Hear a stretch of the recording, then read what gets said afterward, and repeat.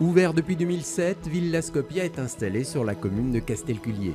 Il s'agit d'un site archéologique d'un nouveau genre qui s'appuie sur la technologie du théâtre et du cinéma pour faire revivre un monde enfoui, celui des Gallo-Romains au IVe siècle. Un espace muséographique présente une série d'objets issus des fouilles de la villa, un exceptionnel ensemble de fragments de statues, des bustes, des éléments conservés du décor architectural.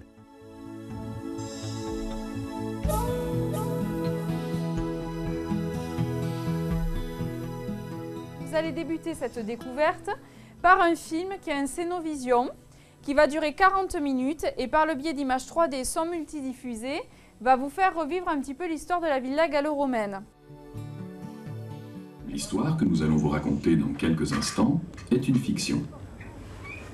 Elle fait revivre des personnages à l'époque de l'Antiquité tardive, en Aquitaine.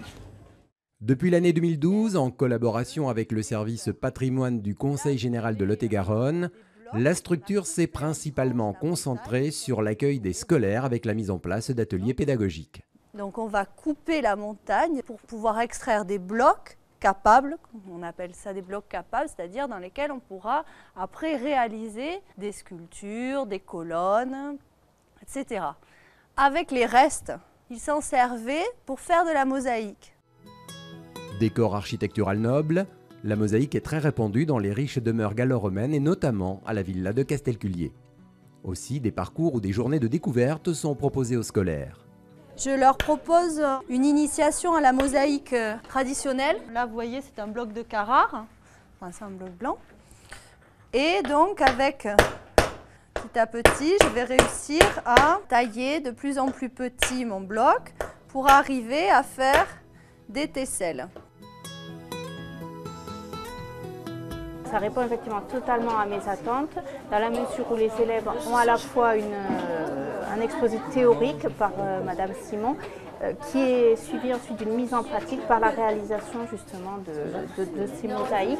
Et pour eux, c'est important de percevoir les techniques, de pouvoir manipuler les objets comme ont pu le faire les Gallo-Romains dans l'Antiquité.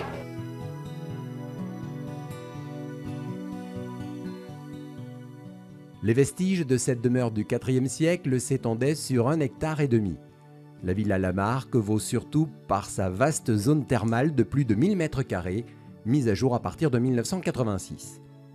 On est donc sur une résidence privée qui appartenait à un propriétaire et sa famille, avec donc une zone thermale très importante et donc tout un site qui a été fouillé de 1985 à 1998 et où actuellement on est en train justement de faire un projet de restauration du lieu depuis février 2012.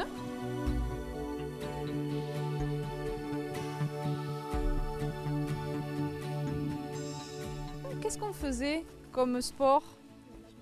Oui, haltères.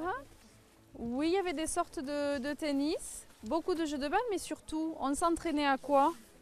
Qu'est-ce qu'on faisait dans les arènes? Pas ici, hein, en ville. Hein. Les combats. Et les combats de quoi?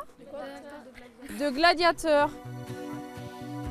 J'ai retenu que cette visite était, nous donnait beaucoup de renseignements sur l'Antiquité, comment les anciens Romains vivaient sur la Gaule. Je pourrais vraiment envisager de devenir archéologue parce que j'aime beaucoup l'Antiquité et que déjà c'est très très intéressant la façon dont ils vivaient. Villa Scopia Myriam, bonjour.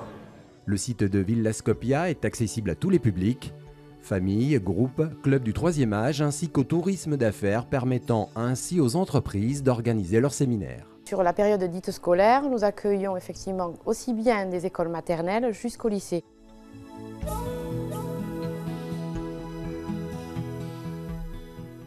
Atelier d'ailleurs qu'on a aussi développé de façon beaucoup plus ponctuelle, destiné au public famille, notamment dans le cadre de permis de musée. Donc on essaie en plus de proposer des choses effectivement destinées aussi bien au public famille, adultes et enfants.